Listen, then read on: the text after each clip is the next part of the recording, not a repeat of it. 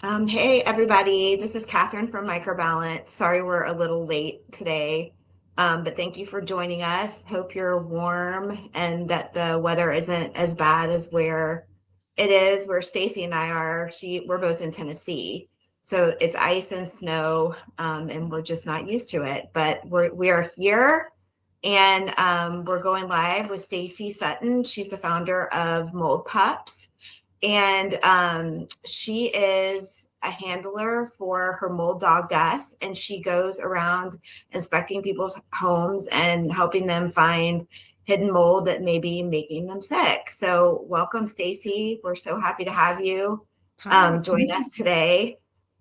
And if you have not had a chance to read the article Stacy wrote for us on sinusitis wellness, it kind of covers all of the basics. And we're going to go through that a little bit to start off before we get to people's questions, just to give you kind of a step back overview of mold dogs and handlers like Stacy, the kind of training she's had, the kind of training her dog Gus has had, so you get a better understanding. So, hey, Stacy, Hi, thanks guys. for joining us.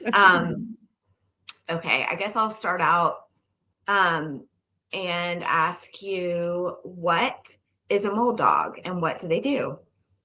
So, hey, thanks again for having me on here. I'm super excited to be on here. But what a mold dog is, they're dogs that are specifically trained to sniff out mold in people's homes. Gus is a mold dog that was trained by Bill Whitstein. He can go around and sniff out 18 types of toxic mold found around the home. It's the molds that are making you sick, the aspergilluses, the cotomiums, the black mold, the stachybotrys. He can specifically smell those molds, and it's not he's smelling the MVOCs. It stands for microbial volatile organic compounds. So when a mold is growing, it off gases, and that's what he's smelling. He's smelling those gases that mold produces. So he's been trained to detect 18 different types of the mold found around the home. Well, that's super cool. So how do they train him? Do they have a bunch of different types of mold to get his nose used to it? I mean, how is that done? I'm just so curious because I've seen a little bit of training with like the bomb dogs and things like that, but I just didn't know how it was different for mold. Yeah. So my dog was trained by Bill Woodstein at Florida Canine Academy, and Bill is the pioneer of mold dog trainings. He's been doing this for 30 years. The FBI seeks him out for his dogs. Just a arguably the world's best mold dog trainer. People go to him for really just all over the world when they need a good mold dog. And he's got his proprietary training methods, and he keeps those, pretty lock and key. But the dogs are trained to detect, uh, oh, it's volatile, not volatile, I'm sorry. I can't think of the word right now, but they're trained to detect the molds that are wet and the molds that are dry. So he can tech they don't give off different scents, but he can detect both of those different kinds of the wet molds and the dry molds. Okay. So like even if it's behind a wall, Gus can still smell, I guess. And so when you talk about like what he's smelling, I mean, did Bill kind of talk to you about what that's like for the dog? Is it a very distinct smell when they smell it so that they know for sure? Like, is an alert basically that they're just saying like, I found what I'm looking for type thing? Or is it, are there different types of alerts and what do those look like? So when Gus and I come into a home, we're going to try and smell as much of the home access to the home that we can. So we can go into the crawl space. We can go in. He didn't go into the crawl space. He smells it. I don't want him going in there because I don't want to mess anything up. But anywhere we have access to the home, I'm saying, Gus, seek, seek. And as I'm saying seek, he's smelling. He's looking for that mold. And so when he is smelling that off gas, he will sit. and I'll say, Gus, show me. And he will point with his little nose in the direction of where the mold is. So then I put a piece of tape right there and we continue on on with our inspection. Um, we don't have a way to, he's not telling me, hey, we got black mold here, we got Stachybotrys right here, we got Chaetomium over here. But he is telling me, hey, this area needs to be investigated further. A mold dog is not an end all be all. They're not this magical thing that you can bring into your home. And it's more of a, when you pair a good mold dog with the handler and with certain tools, you're having the best idea of what's going on in your home. Because when you've got the dog coming in smelling the mold and you've got the handler and everything else, that way you can then pass that information on to the remediator, who can then or an IEP. Oh, the next step would be an IEP, independent certified mold inspector. Mhm. But when you pair all that together with the mold dog, the IEP, the testing, you've got a pretty good comprehensive plan on what needs to happen for your home. Um, One other thing that Gus is really good at is with air testing. It's like here's an example of air testing. I had a client who she spent a whole bunch of money, about $4,000, having a couple of companies come in and air test their home. And she was told over and over again by these air tests that your home is clean. Air testing is only about 30% correct. And she called me, she goes, Stacy, I think I've been told my home is clean, but I know that there's something going on. I can feel it. So I'm like, let Gus and I come out. We did our inspection, and this was a 4-year-old home. 4-year-old home, well built. But Gus marked quite a few windows. When we went back in there, we found out those windows had failed and they were not plumb and they were just water, not Mhm. leaking, but there was microbial growth in there. So we did through the whole home, and it was just, she goes, Stacy, now that I've been confirmed that there's mold throughout the home, she goes, I feel vindicated. Mhm. I feel a sense of just relief knowing that Yeah. I was right. And so when I hear people do air testing, I'm like, there needs to be more, because it's, again, that 30% correct is, and it's frustrating when these homeowners are told, hey, your home is your air is clean, but it's not. Gus and I'll come in and we'll find mold in quite a few places. Yeah, I mean, I can attest to that from my own experience. I mean, I think if somebody's coming to your home, they're setting up like a vacuum air sampler in the middle of a room, usually, and in my case, they were also asking us which rooms we wanted them to test. So it wasn't even arbitrary. It wasn't even like the whole house. It was just like which rooms we thought might should be tested. Um, and then that's compared to outside, which there's also some nuances to comparing your indoor mold counts to outdoors, too, when you're looking at if something's safe or not. So yeah, I can totally understand why that's probably, you shouldn't rely on that alone for testing. So I guess something that would be helpful to everybody joining is for you to maybe walk us through what people should expect from a mold dog inspection. And I know you're speaking from what they should expect if it's you and Gus, but I think that will also help them to understand if they're interviewing people, to come out with a mold dog, if maybe there might be some red flags in what that person is saying that they should expect. So, what should people expect from a good mold dog inspection? Absolutely. So, like I said, a mold dog is not an end all be all. A handler really matters, and how the dog was trained really matters. Also, you want to hear, like, are they keeping up with their training? Or I know a couple of mold dogs that are no longer certified, and so they need to keep up with that training. I think training is very important. Um, and you want a handler that is mold knowledgeable. I've lived through mold. I've dealt with a husband who's sick from mold. I saw my kids deteriorate from mold and how it affected them. And so when you have a good mold dog and a good mold dog handler, they're not going to create confusion. They're not going to create stress. They're going to come in and hopefully give you a sense of relief. Um, I'm in the camp of if you've got mold, you don't need to burn your house down. You don't need to get rid of everything. You need to go about this in a safe and responsible manner.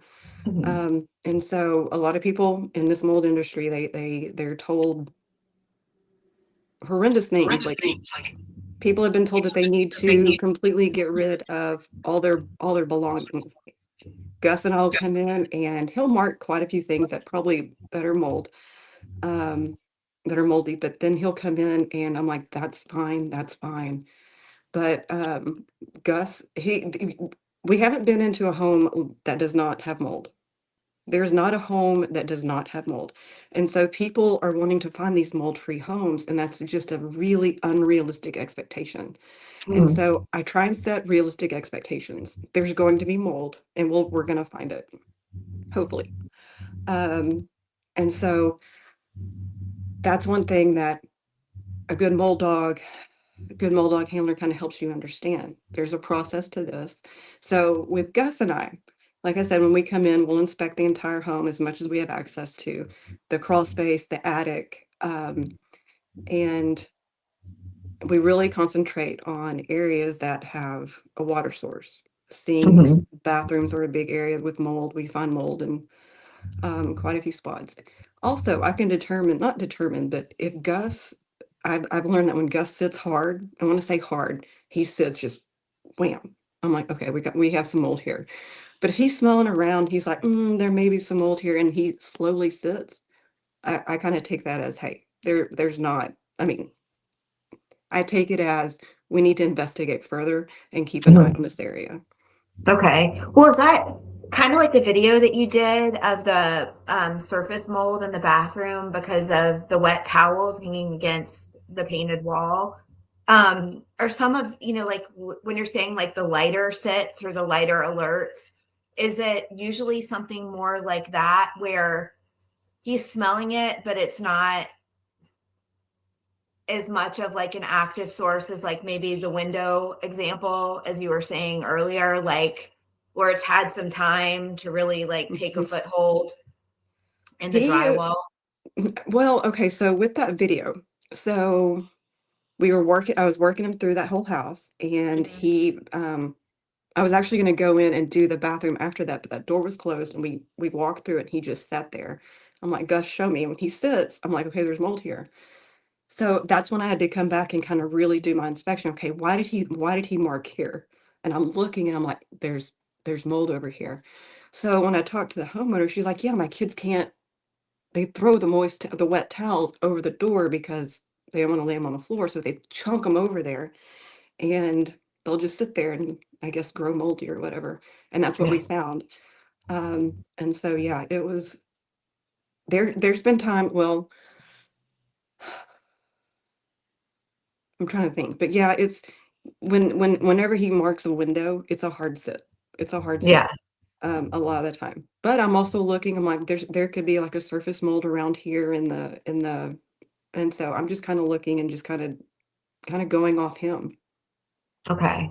And I was also going to ask you because we get like being as that we're microbalance and we sell cleaning products for, to clean up mold and mostly for like small particle cleaning and daily maintenance. But how often when you and Gus inspect a house, do you find an issue that's actually like a belonging or something like say do you find that there's a significant mold source like that's a carpet and that not is not necessarily like that they have a big intrusion issue that it's just like a very contaminated carpet or something like that? Is that something that you find? Absolutely. Absolutely.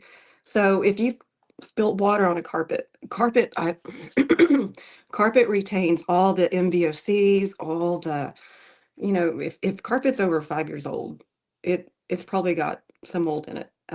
Especially if you've had it cleaned, even with the zero res, you're using a water type product on Mhm. your carpet, you're probably gonna have some mold.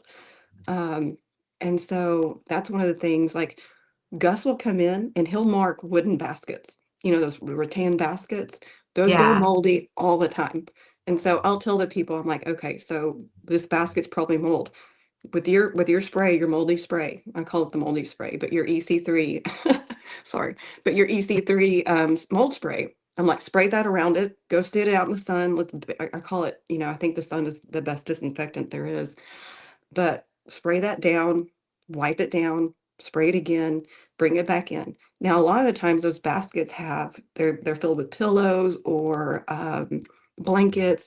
You'll Yeah. find I found a lot in like movie rooms. People use them to hold things. So then I'm like, okay, so now you're going to want to take that blanket that's been sitting in that moldy basket and we need to wash it. And so I think your product, the enzyme cleaner and everything, I think that's a really good product to use and recommend.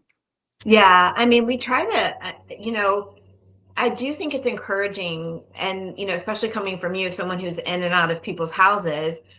I mean, and ostensibly because they think that there's mold there, which they're usually having symptoms or not feeling well, or they have identified the fact that when they're home or in that place, something's happening that's not happening somewhere else. So I think it is encouraging to know that sometimes it's not always, like hundreds of thousands of dollars of work. I mean, Yeah. yes, sometimes it is Sometimes, yeah, probably, yeah, yeah, but then other times it can be something as simple as, you know, very targeted cleaning, maybe getting rid of a carpet that's off a mudroom that just like people wear wet shoes onto all the yeah. time or something, Well, something like that.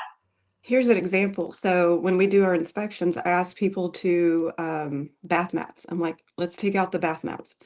I mean, we've never met a bath mat that's not moldy. You're on there, you're wet, it's dripping, it's gonna grow moldy. So yeah, there's a lot of little mold problems that can be taken care of with the sprays, like you said, aren't gonna cost thousands and thousands of dollars for remediation and things like that.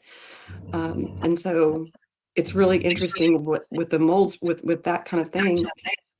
You're looking for just different areas that like I never expected to find mold on that door. It was surprising to me, but now like that's an area that I'm looking now for because it's going to go moldy sometimes. It just needs a type of water source or humidity. Yep, and the lint from the towel.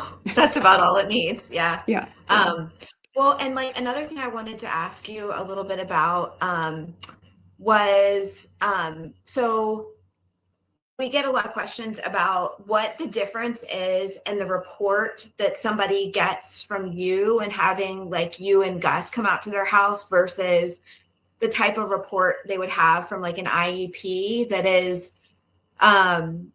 I mean, like, for example, our IEP report was where they saw signs of possible moisture intrusion, and then where they took tape and air samples and the results of that testing. So, how does it differ when you and Gus come? Do people get a report? What does that look like?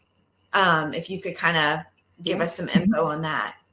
So when Gus and I come in, I'll come in and after he marks or whatever, I'll come in and take pictures and I'll put those in my report. If the homeowner needs me to air test, I can swab if we find anything. But one of the things that I like to do is after Gus marks that area for mold, I'll come back in with my moisture meter, thermal imaging, and if I need to, my borescope to try and confirm him. So with that, I'll put that in my report and it's nowhere near like an IEP report. I'm not an IEP. I'm looking after my dog, trying to figure out why he's marking. So my reports are pretty basic. Here's the next steps, here's recommendations, and here are my referrals for the remediation companies that have been vetted by colleagues that I trust and myself. Because in the mold world, it is really just I call it the wild west of the mold world. People are out there to make a quick buck, and when you're dealing with people that can use fear, because Mm-hmm. a lot of families are coming to me and they're sick, and they've been fed this fear campaign about if you've got mold, you've got to get it out immediately, like all this. And so I'll come in and with my report, here are the people that I recommend, here are the people that I trust to do the job. Because with remediation, you've got a lot of people like that don't do remediation well. There's not proper containment. There's not negative air pressure. I'm not hearing air scrubbers. And so those are the main, a bunch of things, well, three things that you want to hear from a remediation company. Um, and they definitely don't go in and air test themselves and do a Yeah. post remediation clearance test. With those kind of companies, run away from because they're out there to make a quick buck. Yeah. And also the ones that do the inspection and also the remediation and also the remediation. That's That's probably not a good combo in terms of where their, I guess, focus should be. So Yeah, it's a um complete lack of, I mean, complete conflict of interest, and it's infuriating when I'm like, that's you don't find the mold, you don't remediate the mold, and then you don't. It's so, yeah. Like I said, there needs to be a lot more regulation in this industry because it really is the Wild West of the mold world. People can tell you anything, and so that's where I try and come in and help advise my clients. Try and help walk them through the process. Here's kind of what you're going to be expecting, things like that. Because when you do go through remediation, you do need to have that test.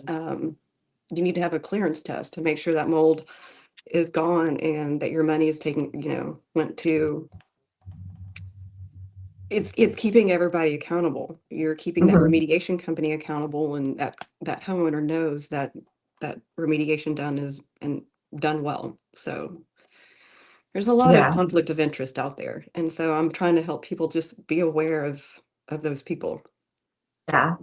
Well, before we get to the questions, do you want to sort of give everyone the story of mold pups? We probably should have started there, but I didn't, and I'm sorry about that. But just kind of how it came to be and how you decided that this was your calling to do this. Yeah. So my husband played professional baseball for about 10 years. And he retired. Well, I mean, he retired a while back, but he's always been this big, strong guy that's, 190 pounds, big, healthy guy. But when we moved into our home, we didn't know we moved into a moldy home, and both of our bathrooms there was no waterproofing system at all and had completely failed. And our bathroom vanity was getting ready to fall through the sink. I mean, fall through our subfloor. And I watched how mold affected different people. My husband, it took him out. He was exhausted, brain fog, fatigued, just wasn't his normal self, didn't want to work out. My three boys, I watched one just get constant nosebleeds over and over again, and the other two ear infections and strep throat. And we've always Yeah. been a pretty healthy family.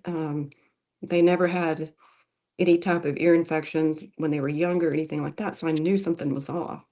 And so with Gus, when he went to training, that was one of the things that I realized that because of what I've been through and watching my husband go through his healing process, and the doctors he's been through, it's a it's a very needed thing. Um, and a mold dog is so helpful just because um, just because we find the mold that others can't. Mhm. And so that's why I'm pretty passionate about what we do, watching my loved ones go through different symptoms and knowing how mold affects everyone. It didn't really affect me. It did affect my appetite. I wasn't very hungry when we were living with mold. I lost a lot of weight, Mhm. and that's kind of one of my symptoms. But I didn't get sick. Mhm. Um, but that's what mold pups is born out of, watching family members and friends go through just mold toxicity. And so that's why we're here. Yeah, it can break marriages, it can break families, Yes. it can break finances. You name Yes. it, mold can destroy it, unfortunately. So, well, I that's like to awesome. say, well, a bit to kind of go on that point, I like to say mold kills, steals, and destroys. It Mhm. kills your finances, it can kill your relationship. But you're right, it's mold. It's very Yeah, and frustrating. I'm sure for your husband, it's like it can make you feel like you're completely losing your mind too. Yeah, Because, it's hard to, just accept that, oh, I'm getting older. So this is my new normal is being unable to work out, having brain fog all the time. And thankfully, there are a lot of people that don't accept that and that, continue to dig. But, some people don't. And hopefully they'll, maybe see this or, think, well, maybe there's something going on under my, in my house that I can take a look at. So, absolutely. all Mold right. mold Well, can mimic. Oh, go ahead. go ahead. No, you go ahead. I was gonna say you can't heal in a moldy home. You cannot. It it hinders you from healing. And so when a lot of people come to me and they're sick and they've been to all these doctors and they're like, maybe it's mold. I'm like, you know what? Let me come in and we'll check. And if it's not mold, it gives you peace of mind. Maybe Mhm. we got to keep looking somewhere else. But it's really about peace of mind with my customers. I want to come in and not scare them, not give them fear. But a mold dog, I mean, it's a really, really good tool in the tool belt to have. If you're dealing with mold or you suspect mold, have a mold dog come out. Ask the handler all these questions. If you have any questions about what to ask the mold dog handler, let me know. I'm more than happy to kind of walk you through that on what you're looking for. There's a lot of good mold dogs out there. There sure are. Yeah. Well, and also if you read Stacy's article that we linked to, she kind of lists some red flags, which I think that list could make up a great little interview list if you were to call and interview like a company about mold dogs and ask some of those questions because it may alert you to that you need to keep looking or that's a good company, kind of eliminate some of that doubt if you're trying to find a mold dog in your area. But Stacy does travel, so you can Travel. contact her. Yeah, I'm always Okay. always open to hearing talking to people and helping answer their questions. Well, and we've got some questions. So I'm going to start. This is going to be kind of rapid fire. If you're joining us and you have a question, just and you're on Instagram, Facebook, or YouTube, just type it and we'll try to get to them before we're done. So we've got a little while to answer questions. So the first one is it's two questions. It's can mold dogs identify mold on clothes and closets? And if mold is found on clothes, how to get rid of it? And then we've also kind of answered the second question, how accurate is air testing? But if you want to kind of give your answers to those, Yeah. Stacy. Mold dogs can absolutely identify mold on clothes, just like they can identify if um, stuffed animals or blankets, Gus can smell them out. So Gus will come in and he'll mark a closet, and I'm kind of looking in there. But if we do find mold on clothes, depending on what the product, or I'm sorry, what article of clothing is, you can wash it in the microbalance EC3 cleaner. I think that's like I said, a really good product to use. Or there's also if it's a good if you really care about these, there's cleaning companies out there. I actually talked to one yesterday here in the Middle Tennessee area that they do green eco cleaning and with a specific focus on mold. And so I thought that was, for your leathers, for things that can't be put in the washer, I thought that might be a good option for them. But there are companies out there that can help with your clothing if you can't put it in the washer. I'm going to sort of pile on that question, and this I want to ask you: how often do you and Gus find washing machines where Gus is alerting, like as a source of mold? I mean, a lot. Okay, Especially if they're front loaders, with you've just got that mold right in there. So I always kind of like to throw some vinegar in that little I forget what it's called, but that little gasket type thing. yeah, the enzymes But are really good for that too because they won't degrade the rubber. You do need to be a little careful with vinegar if it's a rubber gasket because it'll make it start. You know how when rubber can get that it almost starts to crack and then mhm, lose elasticity. you like as long as you get it off with water, like after you cleaned it, it's fine. But just want to let everyone know to be careful because then your seal can break. But So yeah, would I you say mean, use that enzyme on that? I would use the enzymes full strength Okay. because they'll get rid of all of the visible mold. In addition to the cool thing about enzymes is they do penetrate porous materials, and every time water hits them, like in your stomach, it reactivates them, almost like digestion. So they continue to sort of do their job. And ours are specifically um, formulated for things that are like fat soluble, like a lot of the toxic molds. So it sort of digests the mold spores and stuff so that they can't proliferate. But yeah, and then Love another that. tip is just to make sure to leave the top of, if you've got a loader, to leave it open, as you know, or a front loader to leave that door open and not closed between washes so it can actually get ventilated to dry between your loads. So, Oh yeah, um, if you leave it wet, it's going to grow moldy. So I love that tip. I'm gonna do that on my own actually. Use that oh, enzyme. good. Okay. Yeah, yeah, Well, I love it. here's from Journeyman. Okay. He said, what if mold is in a wall and above waist high or in the HVAC? How often do mold dogs signal for mold, but it becomes quite unclear where the source might be? So with mold in the mold is still giving off those MVOCs. Gus will be able to smell those gases even through the drywall. So if it's high up, he'll be able to pick them up. So a lot of the times with HVAC, so here in Middle Tennessee, we have a lot of vents on the floor. So I'm able to Mhm. walk him through that, have him smelling through there. But if the vents are up high, with the AC turned on, it's coming down. You're able to, if there's spores in that HVAC, he'll be able to pick those up pretty quickly.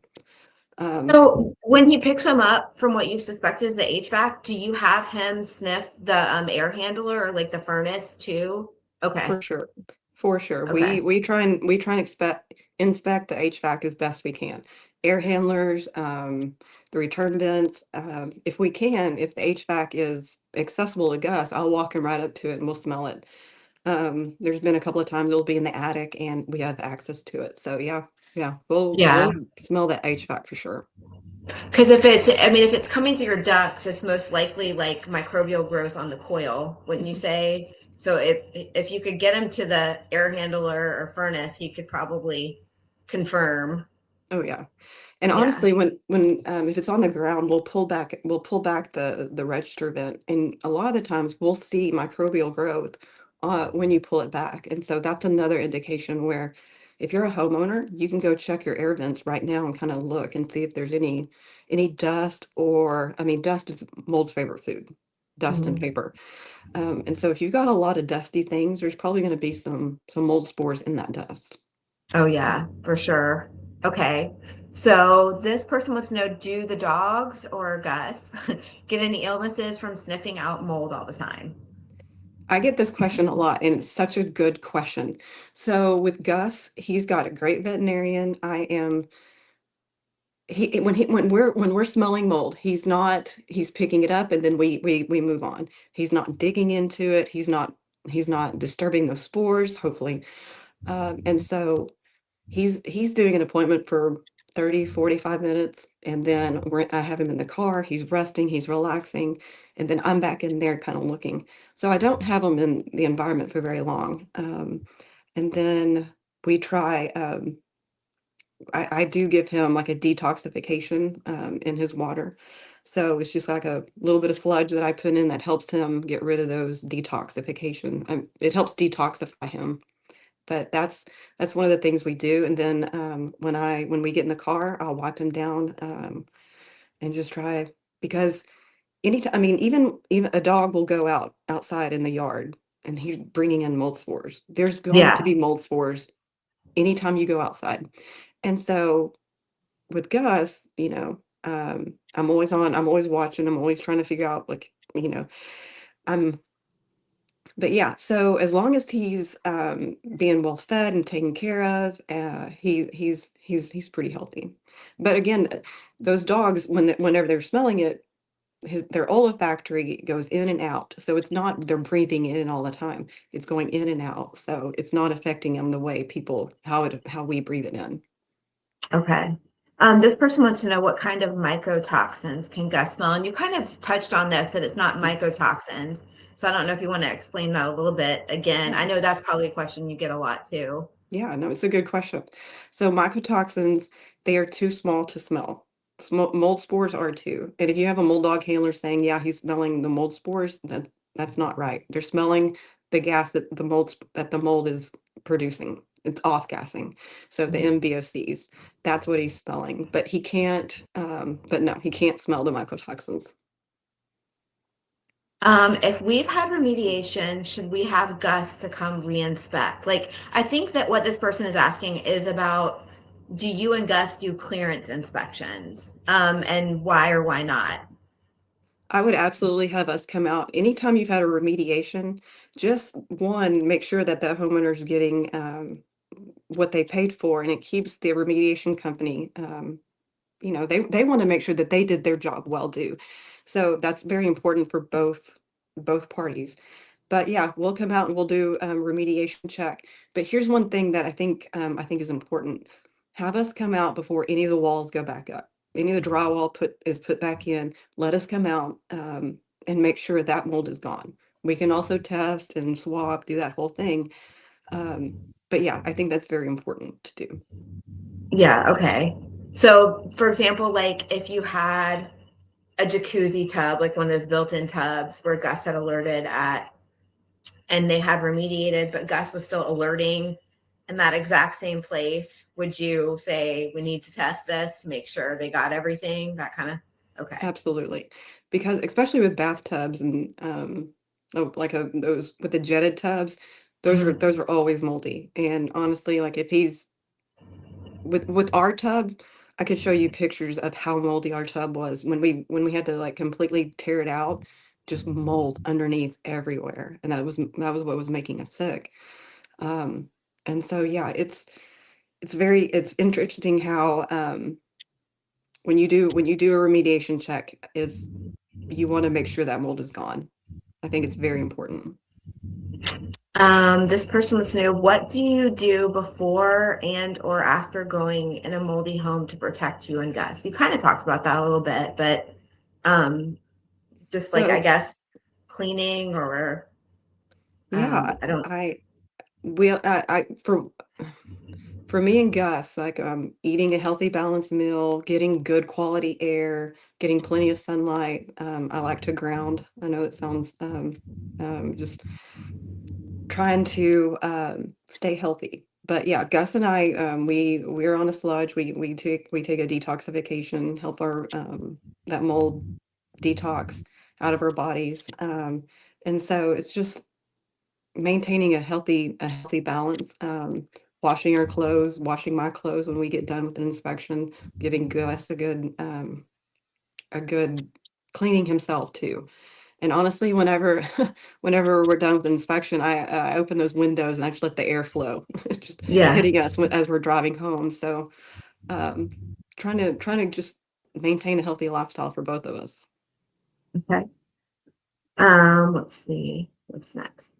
Are you constantly having Gus inspect your house? Yes.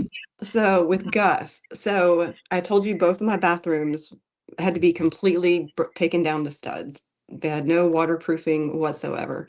So when I had him inspect that, had him do a post remediation check, everything like that. But there's other areas in the mold and in the home that I've had to inspect.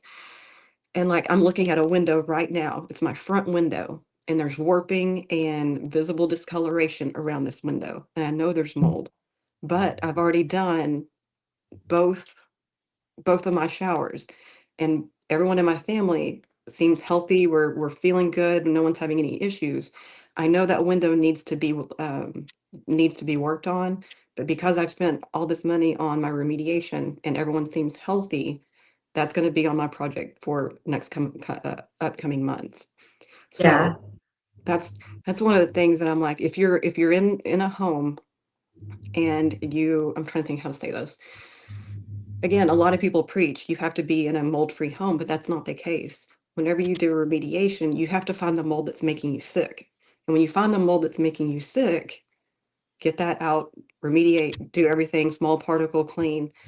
Um, but you don't have to tackle all the mold at the same time. That's where Right. it gets really expensive, really just overwhelming. Find the mold that's making you sick, take care of that, and then move on to the next one. So Yeah. a lot of people try and bite it off in big chunks, and that's where it gets really overwhelming. Yeah.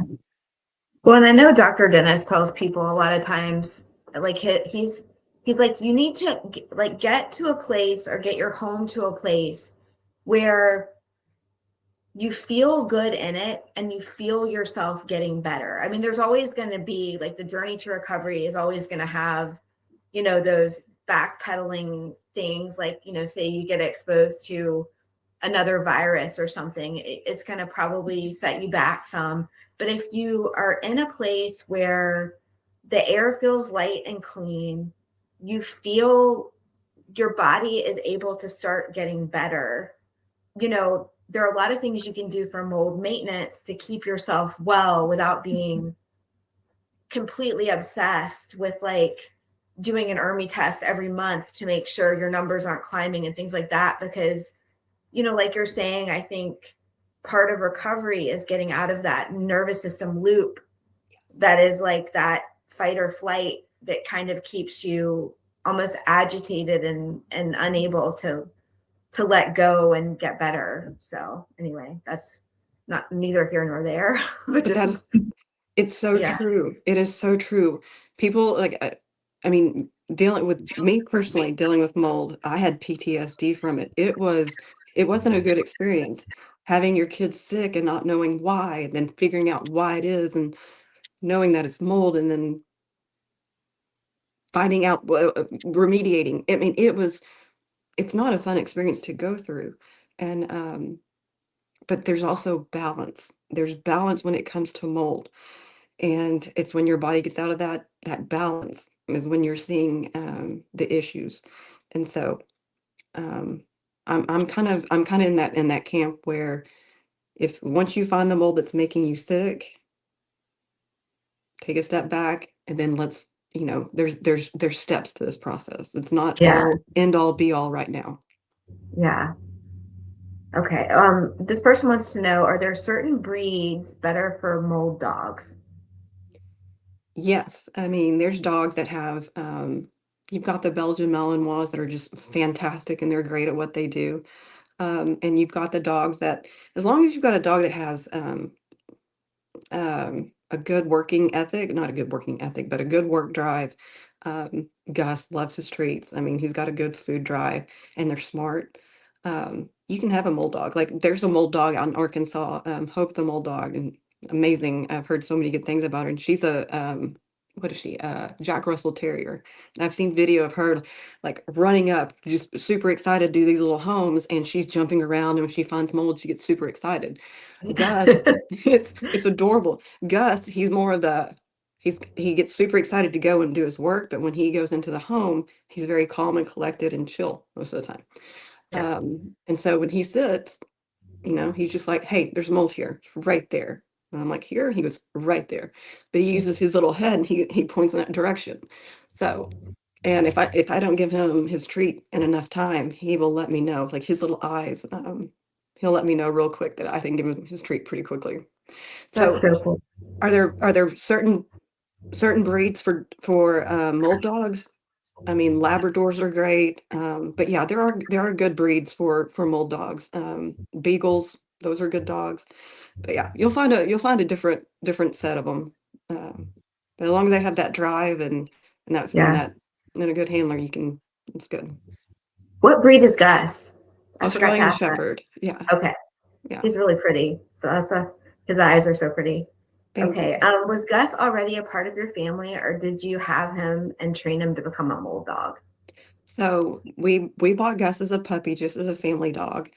And when I took him to Bill, I had no intention of him being a mold dog before taking him to Bill. But it just worked out that he worked out. And Bill even told me, he goes, I don't normally like Australian Shepherds aren't, you know, but he goes, Gus has changed my mind. He goes, this he's a good mold dog. So some dogs fell out, some pass.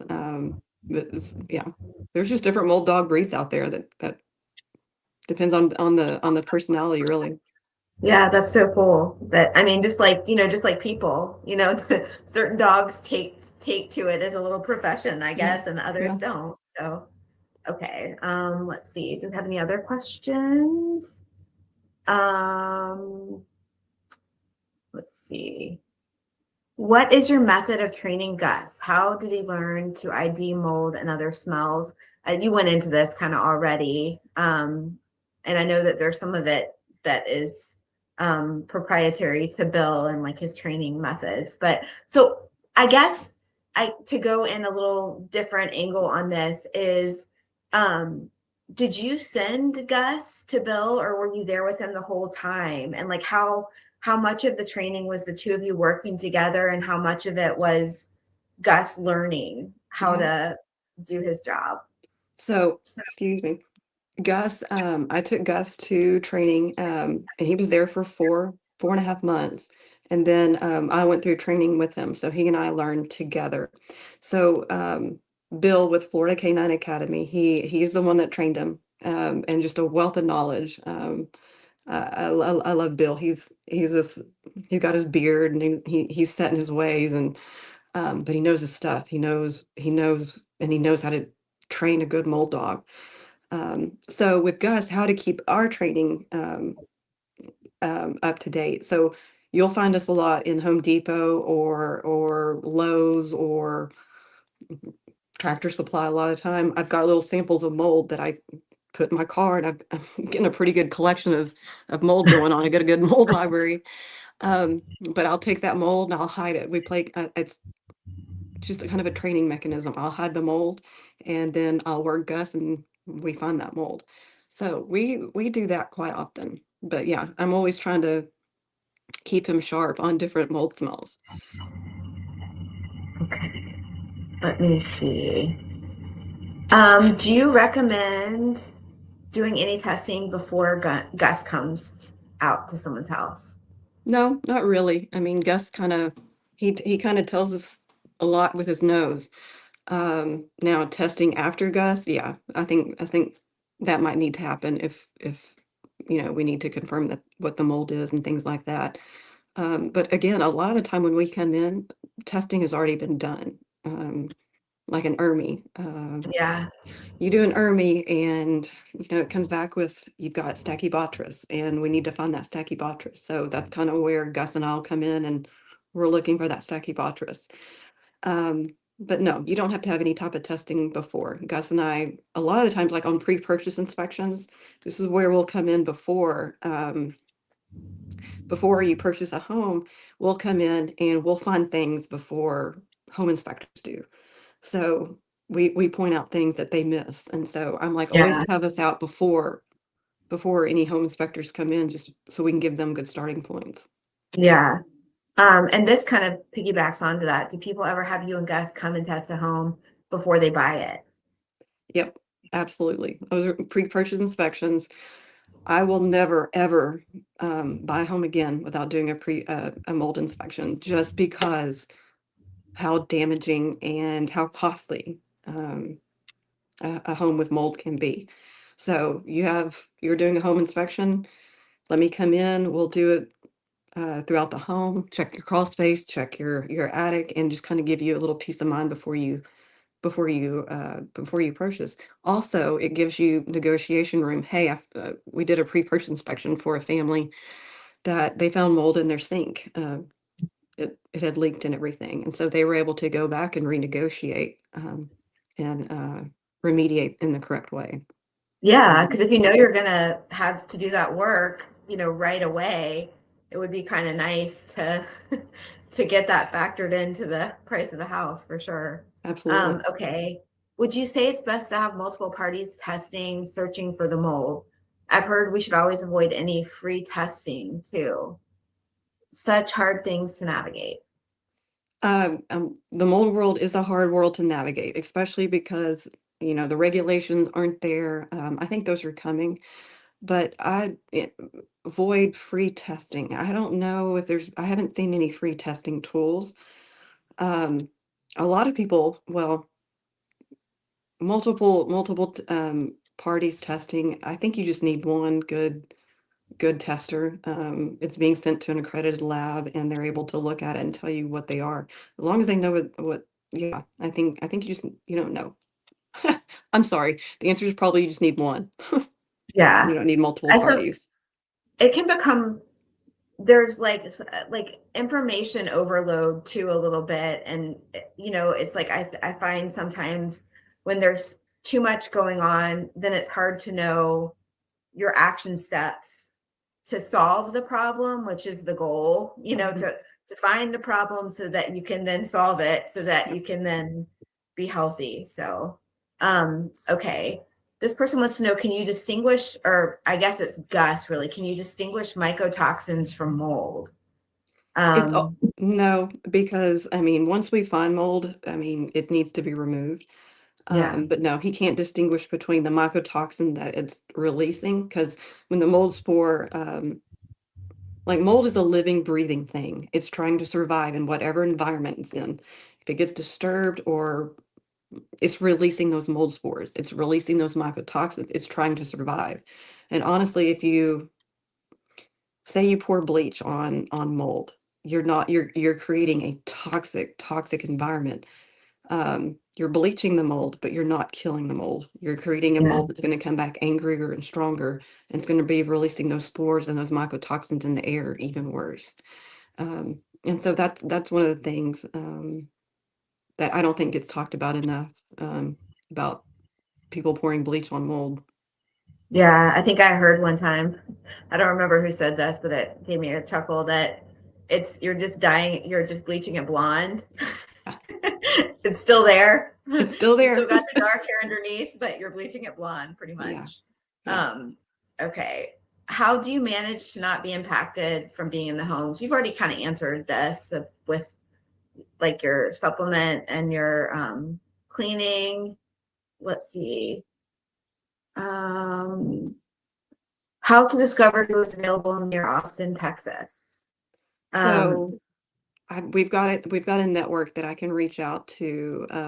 I think there's some pretty good mold dogs in near Austin, Texas. I can reach out to Bill and see who he would recommend. Bill Wittstein, he's got but yeah, he can recommend a good certified mold dog near Austin. and then we've got, let's see. My home is in Florida, is highly water damaged, and I have been told that my environment itself is dangerous to my health. Do I have to leave my city? I mean, I don't, So, uh, yeah, I don't know. You want to tackle this one? well, with your home being in Florida and with it being water damage from with that being in your environment, and if you are what's susceptible to the mold toxicity and everything, sometimes you do need to leave the environment. I mean, if it's bad, you may need to be removed from that environment. Sometimes the mold just needs to be removed, and then you can continue living in that environment. But sometimes you do need to remove yourself. I've talked to quite a few people that have had to move for that very reason. They couldn't heal in that home.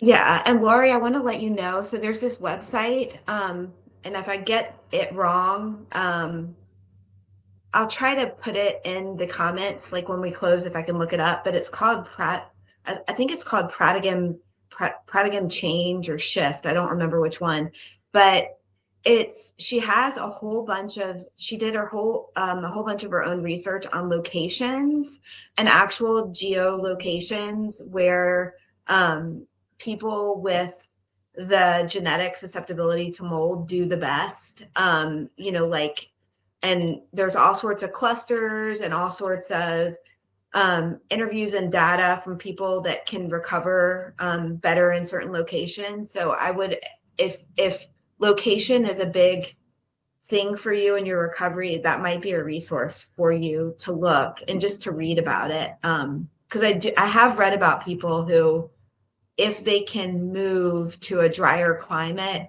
do recover better, especially if you're super sick. So our mold remediation company told us that they've ripped out walls that didn't have any mold behind them. Have you had this happen?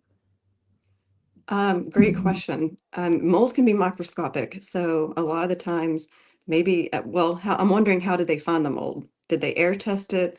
What told them that there's mold behind those walls? Um, but yeah, mold can be microscopic, and so it has happened before.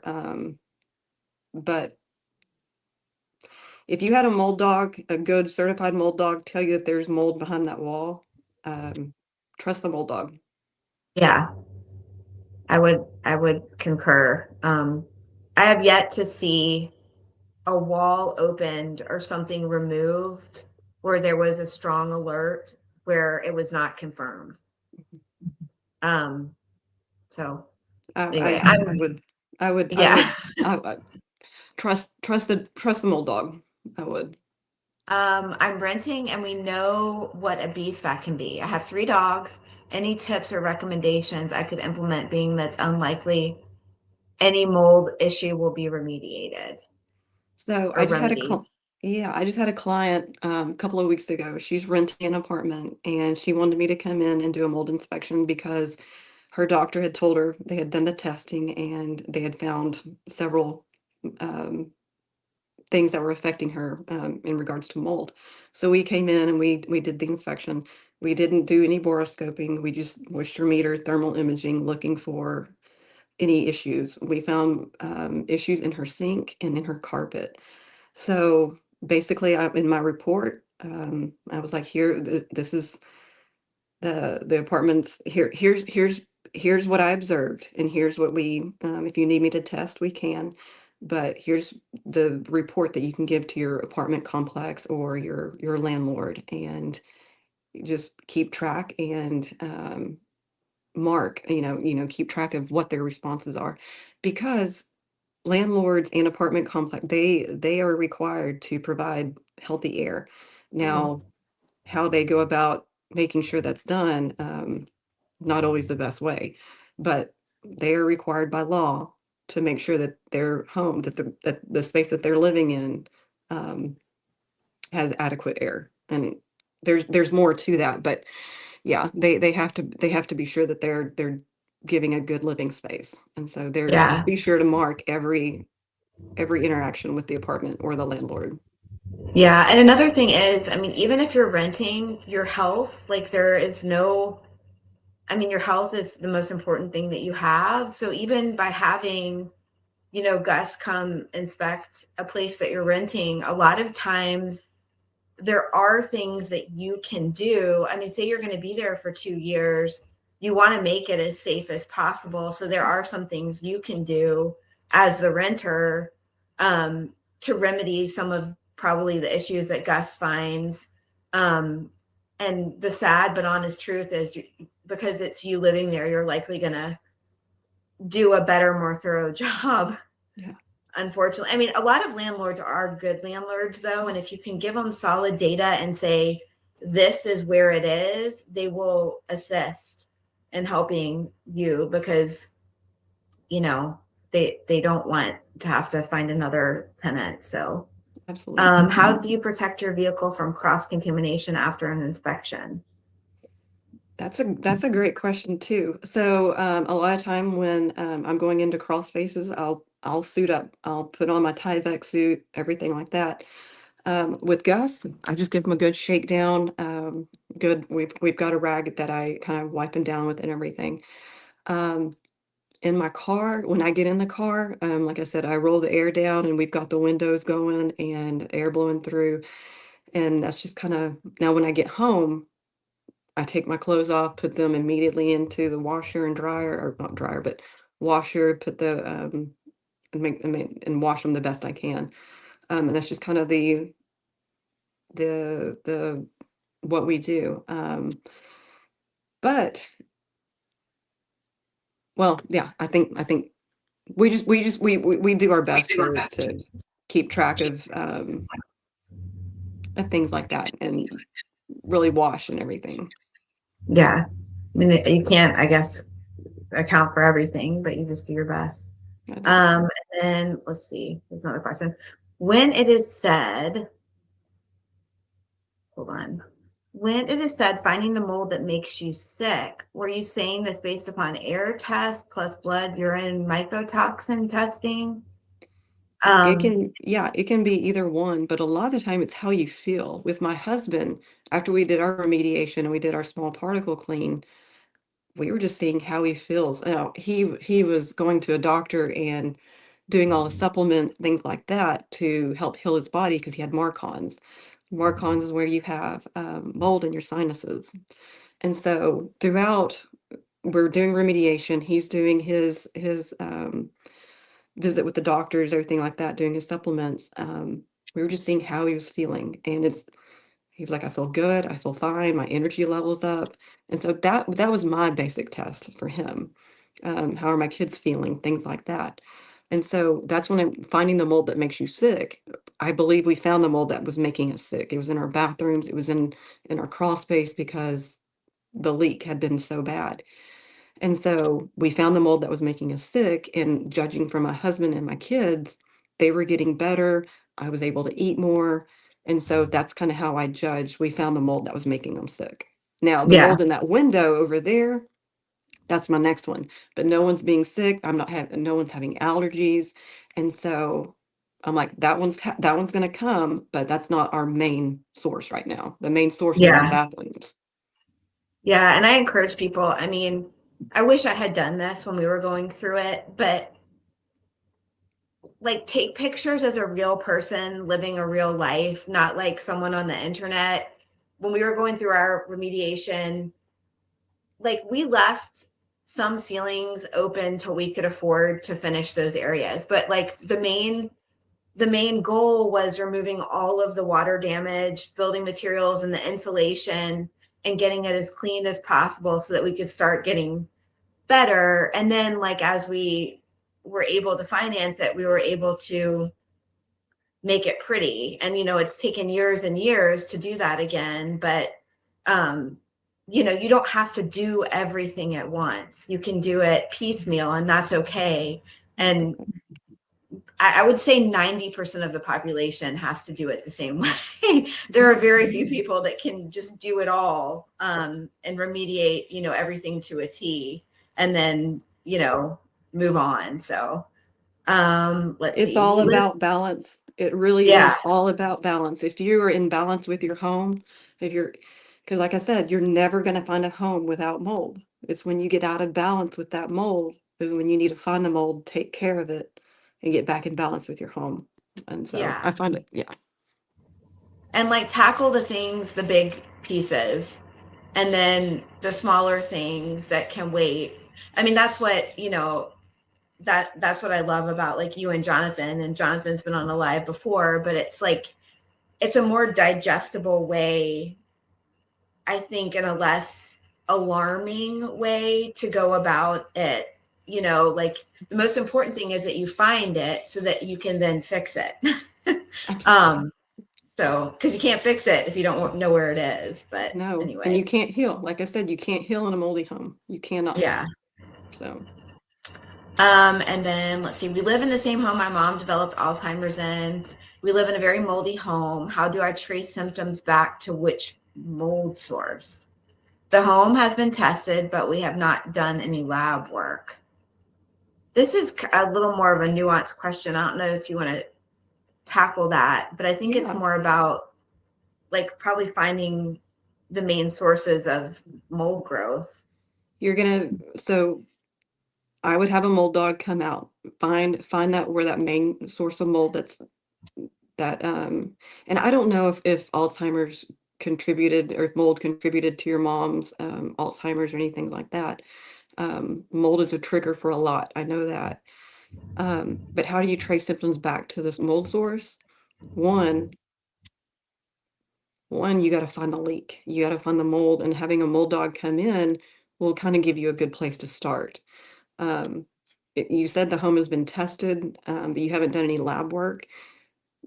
I would find you a good functional doctor that does that lab work, that can analyze and kind of give you a starting point as to, okay, the home that you're living in, is it making you sick? What mold um, are the ones that you can test for? So I think finding a good functional doctor that understands and is mold literate and how mold can affect you, because a lot of the times traditional doctors, they're not trained on mold. They don't understand, and they're not taught that a lot of times the air that you're breathing in can be making you sick.